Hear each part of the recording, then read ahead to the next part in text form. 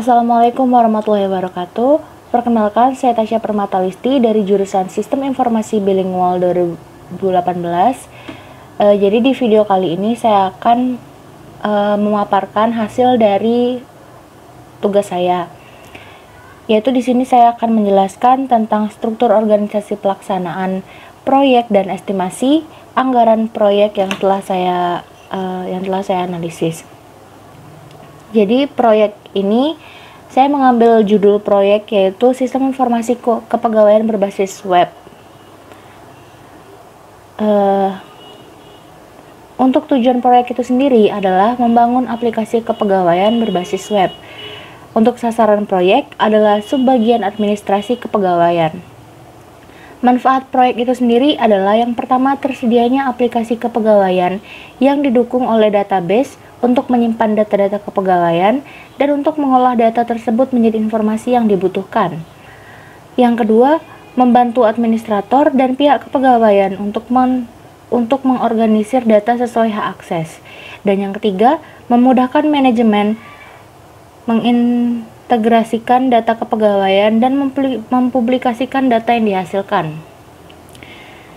Yang selanjutnya adalah metode pengembangan sistem yang digunakan pada proyek ini adalah waterfall. Di sini bisa kita lihat yaitu struktur organisasi pelaksanaan proyek itu sendiri. Jadi pemimpin proyek ini adalah proyek leader. Jadi proyek leader dari perancangan sistem informasi kepegawaian berbasis web. Selanjutnya di sini ada 4 manajer, yaitu yang pertama manajer survei, yang kedua manajer manajer perancangan sistem, dan yang ketiga manajer desain dan pengkodan, dan yang terakhir adalah manajer implementasi sistem. Jadi di bawah manajer survei ini ada interviewer dan observer, yaitu yang ditugaskan untuk mewawancarai narasumber dan mencari dan membandingkan sistem yang lama dengan sistem yang baru yang akan kita buat pada project ini.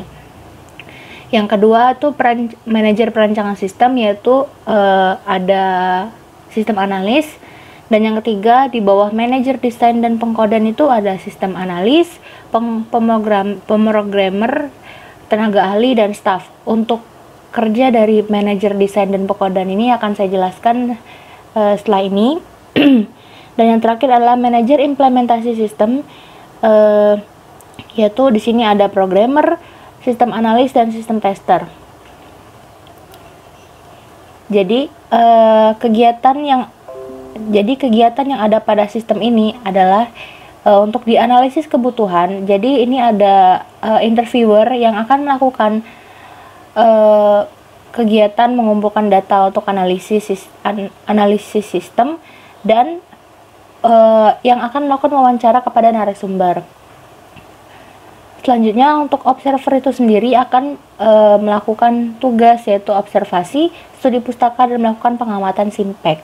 Selanjutnya ada pembuatan V-model dan mengidentifikasikan rencana aplikasi yang akan dikerjakan oleh sistem analis. Untuk di bagian desain sendiri itu ada dua SDM yang akan melaksanakannya, yaitu sistem analis dan pemrogramer. Untuk sistem analis sendiri itu akan merancang DFD, membuat rancangan basis data, dan membuat IRD. Untuk pemrogramer itu sendiri akan mendesain tampilan user face, yaitu meliputi beranda, login, dan logout. Selanjutnya untuk implementasi, di tahap implementasi itu ada melakukan deployment terhadap aplikasi yang telah dikembangkan. Itu akan dikerjakan oleh pemrogramer dan sistem analis.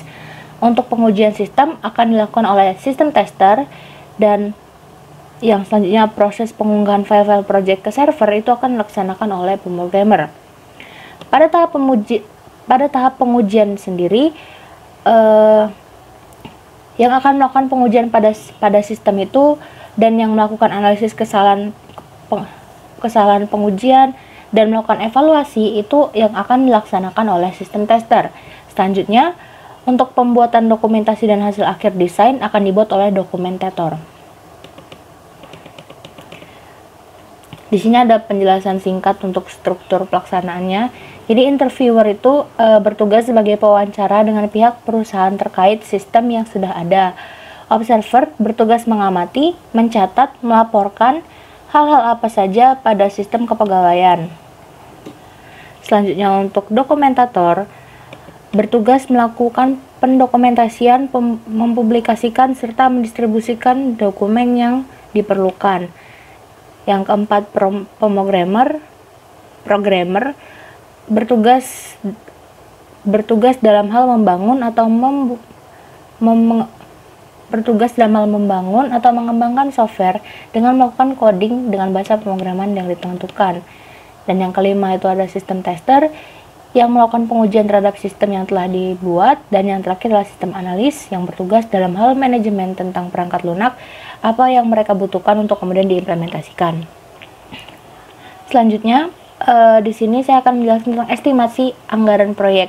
Jadi, estimasi anggaran proyek ini adalah sebesar Rp27.950.000, yaitu sebagai perincian sebagai berikut. Untuk pada tahap yang pertama itu adalah wawancara kepada pihak yang terkait, yaitu akan dilakukan oleh interviewer, analisis sistem, dan observer.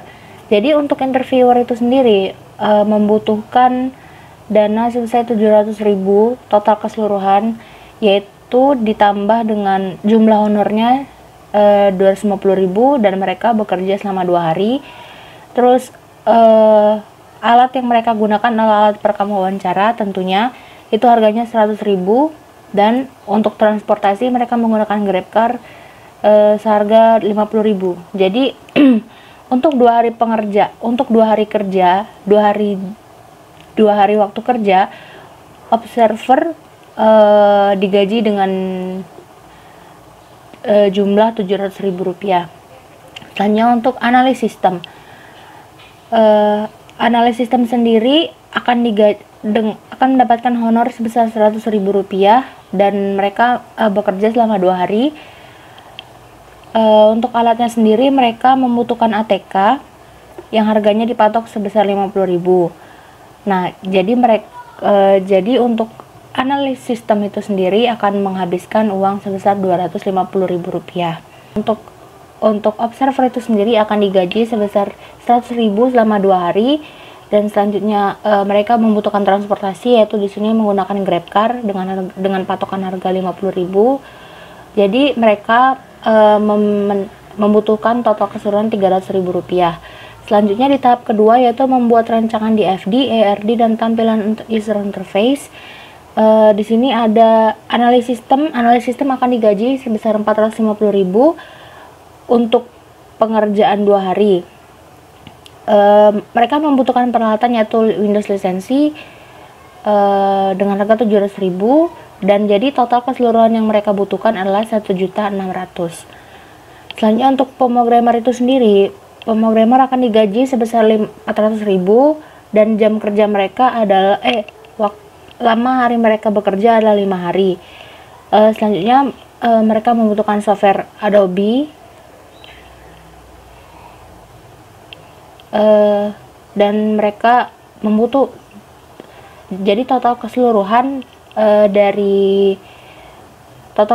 yang dibutuhkan untuk menggaji seorang programmer adalah 2 juta. Selanjutnya di tahap yang selanjutnya adalah programming. Jadi programming ini ada dua yang terlibat, yaitu programmer dan analis sistem. Untuk programmer itu sendiri mereka akan digaji sebesar Rp200.000 dan akan bekerja selama 30 hari. Untuk jumlah programmernya itu ada 3 orang. Selanjutnya jadi untuk penggajian programmer itu sendiri akan menghabiskan biaya sebesar 18 juta. Selanjutnya analis sistem. Di sini analis sistem akan digaji sebesar 150.000 per hari, dan mereka dalam hari mereka bekerja adalah 2 hari. Untuk jumlah analis sistem itu sendiri ada 2 orang. Jadi total keseluruhan untuk menggaji seorang analis sistem adalah Rp600.000. Yang selanjutnya adalah Tes selanjutnya adalah testing programmer. Testing programmer di sini dilakukan oleh 2 orang, yaitu sistem tester dan dokumentator. Untuk sistem tester itu sendiri akan digaji sebesar Rp250.000 dan mereka bekerja selama 5 hari dengan jumlah 2 orang sistem tester. Jadi untuk menggaji sistem tester sendiri itu memakan biaya Rp2.500.000. Yang terakhir adalah dokumentator. Dokumentator di sini akan digaji dengan Rp200.000 per hari, Rp200.000 per hari, dan mereka bekerja selama 10 hari. Untuk alat yang dibutuhkan adalah ATK sebesar Rp100.000. Jadi mereka menghabiskan uang Rp2 juta untuk seorang dokumentator. Baiklah, sekian presentasi yang dapat saya sampaikan. Semoga bermanfaat untuk kalian semua. Saya mohon maaf bila ada kesalahan, dan kepada Allah saya mohon ampun. Bila taufiq wal hidayah. Wassalamualaikum warahmatullahi wabarakatuh.